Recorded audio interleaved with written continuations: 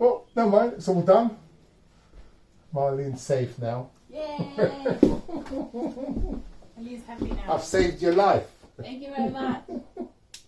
No, really. By saving my life, you saved the life of many babies. Yeah, but there you go, look. I'm going around saving people's lives. You're a superhero. Yeah, because...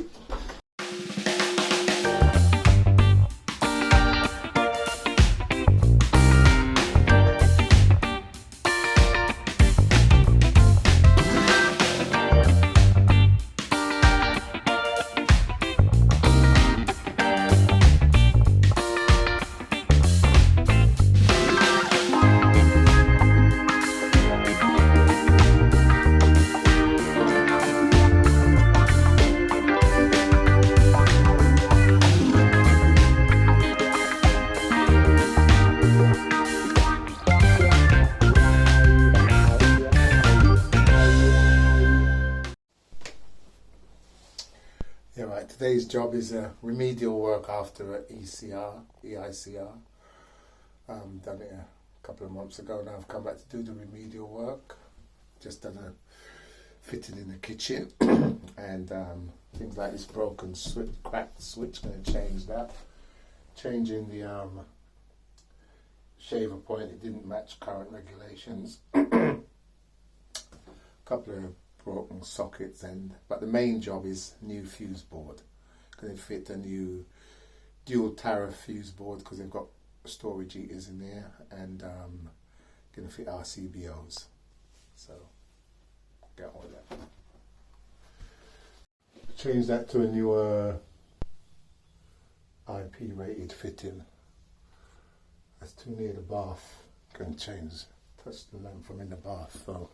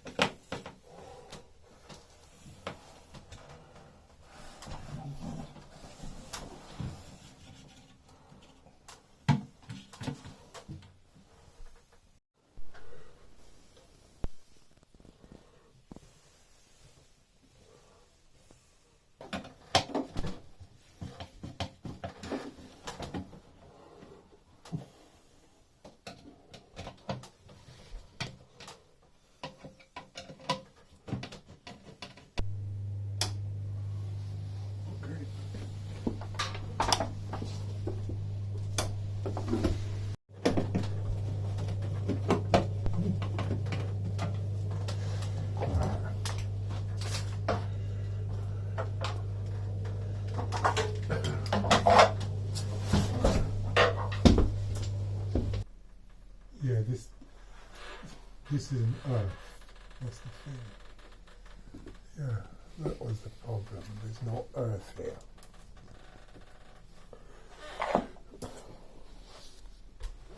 The earth cable is there, but it's not functioning.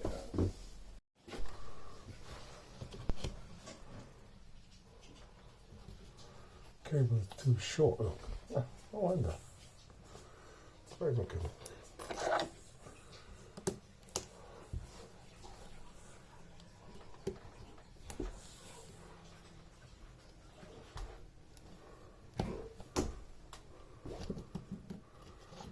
Oh, slack on the cable.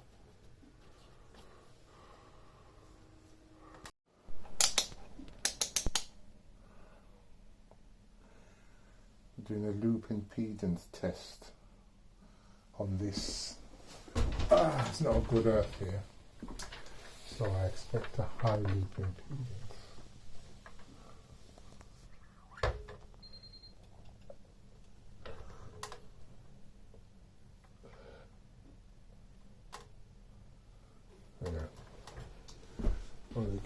I'm only getting 116 volts between earth and phase. Should be 240 volts, 230, 240. So I can't get a reading.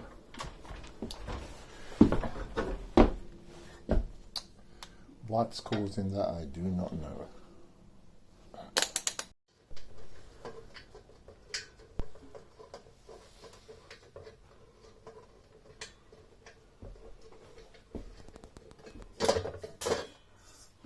fitting, it needs an earth, but they haven't even connected the earth. If you go up there, you'll see the earth wire cut off. If you film up there, you'll see. See the little, if you go up the steps, see that little short, round the back where the connections are. You see the brown and the blue, and you see where they've cut the earth? Yep. Yeah? So that's no good. That needs earthing. And I've got a feeling that they've done I've got a feeling they've done a bad connection behind here. So I've got to investigate that.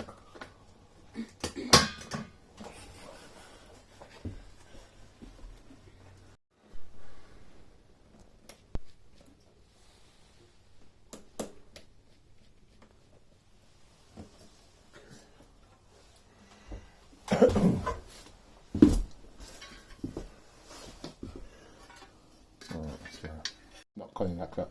So this metal fitting wasn't earthed. You could get a shock off that. Worst case scenario.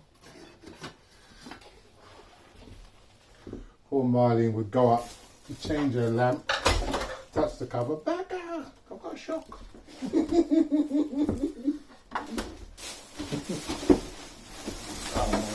Because they didn't, when I've connected those two earths together, I'm getting proper earthing.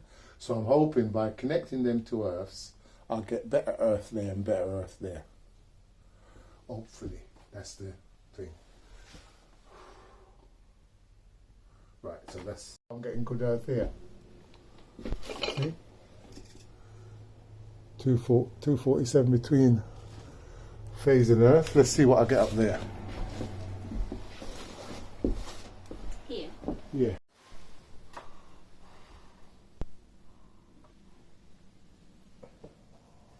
Yep.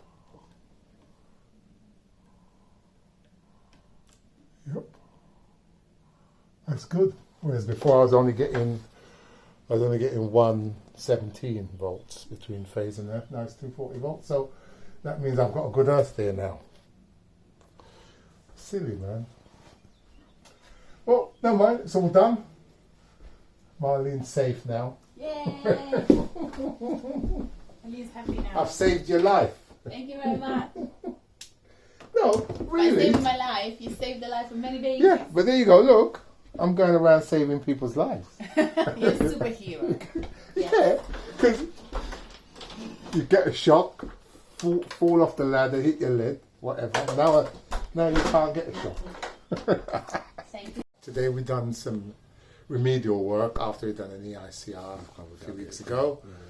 Put up a new light fitting in the kitchen there, one in the bathroom. Bathroom there. Changed a couple of switches and sockets, and the new cooker outlet. These lights, metal lights, there was no earth continuity, which obviously you need since a class 1 fitting. So it was just because at this point here they hadn't connected the earths together, so I sort of connected it together and put them back up. They're all earthed properly now. Just going to put up a wall light over there tomorrow and fit a new consumer unit. Yeah. So we're going to be back in a couple of days to fit the Fuseboard and then final tests, make sure everything's okay, and that'll be it. So, a couple of days, see you soon. Yep, day 2 on this job. Going to change this Fuseboard to a dual tariff. It's a dual tariff board because they've got storage heaters in here, and it's all going to be done by RCBOs. They fit RCBOs, and Crabtree, they got these new miniature RCBOs, not like the big long ones. These ones are miniature. I've never used them before, but they look quite good. Should fit in the board better, man. Give you more space for your cables. So I've just switched off the power from outside. It's nice and easy to switch off. Out there they got 2 isolators, and you just switch them off. That's it. Come in here now, it can work safely. So I'm going to get on with it. Yep. Oh, uh-oh. Whenever I'm changing a fuse board, what I usually do is obviously isolate. Now I've disconnected the circuits and I've labelled them. I've written on the phase conductor, because obviously the black ink shows up on the red. You can label them, like put sticky tape on them and write them. This time I've just written on them so I don't get them mixed up, and just makes it easier. So that's what I've done. Got them all labelled. I know my ring, my storage heater, such like, lighting. So I'm just in the process of doing that. Disconnecting everything, which I'll have done in a few seconds, and then I'll important here to make sure you've got just a little tip. When I do an installation and I'm putting in a new fuse, if I wire the place and I'm putting the fuse board, what I usually do is run a bit of trunking similar to this, and then I cut holes or cut slots and sit my fuse board on top of the trunking. All my circuits come into the back of the trunking and then up into the fuse board. I find that easier, especially if a later date you're going to change to a new fuse board, something's happened, it's damaged or something. All you have to do is unscrew, take off your fuse board, put it back on top, your cables. This one, you've got the mains coming in the bottom, you got the cables, the circuits in the back. You know, it's a bit easy, it's a bit more tricky to match up everything. When it's all coming from underneath and you just slip it on top, I think it's a lot better. Got any comments? Let me know. All my circuits out, they're all labelled. Just unscrewed the fuse box from the wall. But it's a bit difficult, like these cables are quite stiff, so I'm going to have to pull out these mains to get it off, because like I say, you've got cables coming out the back, cables coming up, so I've got to pull them out first before I can pull them forward. And this is metal, so you have to be careful you don't damage, because they haven't put what they've done here, the grommet strip what they put around this wasn't very good, so you got to be careful. Just have to take your time with these things. Never rush, mate. It's not worth it. Take your time, get the job done good. I know your boss will probably say, time is money, mate, get a move on.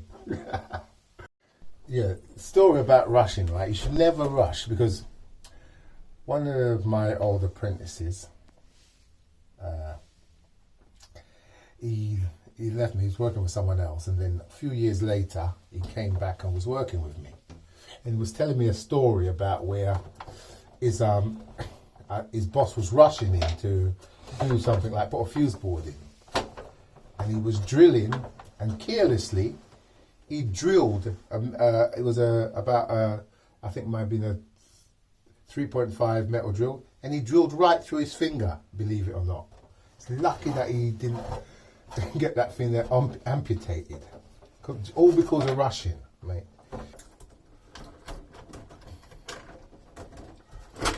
It's going to be hard. Right. Yeah, the fuse board that I'm installing, obviously it doesn't fit exact, so I had to chop away a bit of this plasterboard to bring these cables higher, because the holes at the back are higher. When I put it on the trunk, they're higher, so I've had to cut that away. Also, I had to go and get myself a 38mm lock nut, long lock rings and female bush to do it properly. It didn't have all that. It was just some grommet stripped, and it wasn't fitted properly. So, but this one's going to be pucker.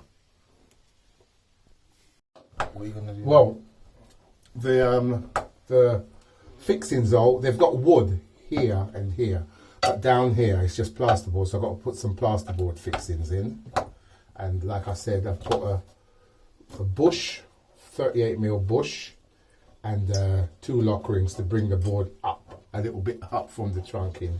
You don't want to sit in flat on the trunking, else you can't get the cover on properly. So you need a little space. So it's like spacers.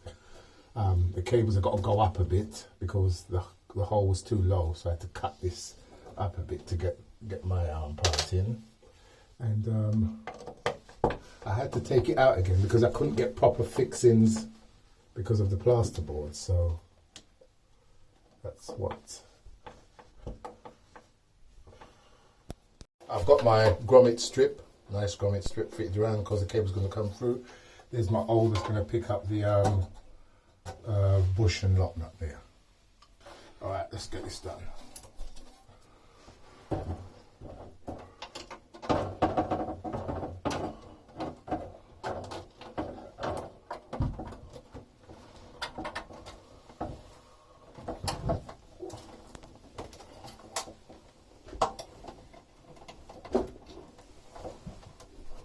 Yeah, I just got to I'm just getting these screws out.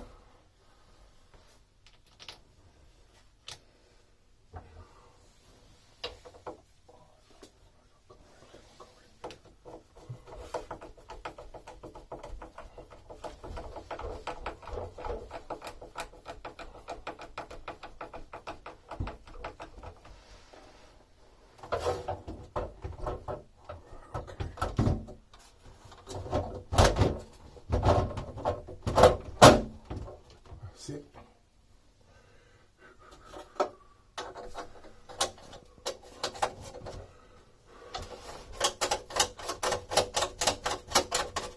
Fuseboard is in position, nice and sturdy, fitted to the metal trunking beautifully using that. So now I'm gonna put my mains in, put my sub mains in, one for my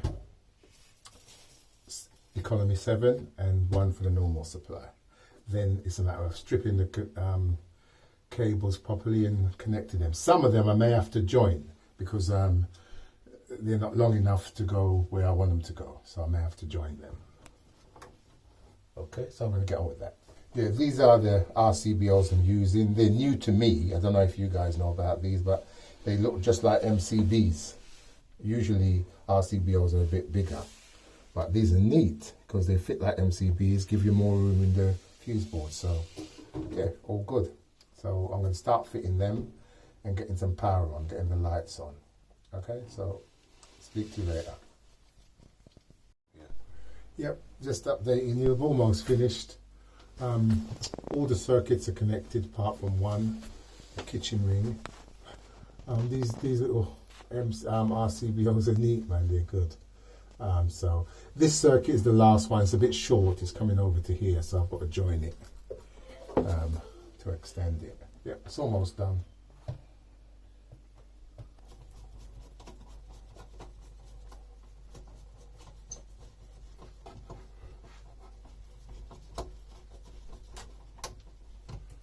That's it.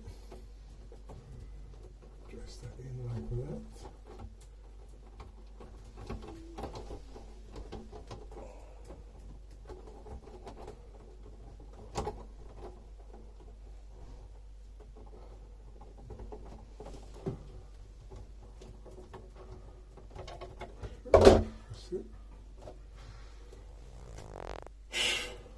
That's it. It's all on.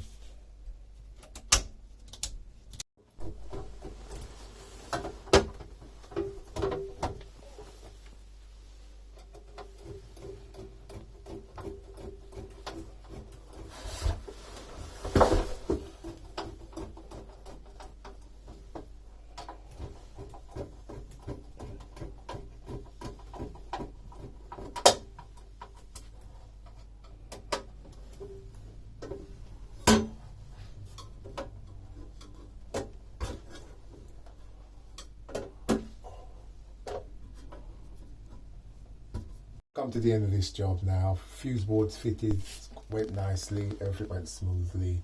Tested the circuits, fitted the RCBOs, they're all tested, all the power's on, everything's nice, nice little job. If you enjoyed it, let us know, make a few comments below. If you want to subscribe or whatever, it's Delroy the Sparky, Eastway Electrical.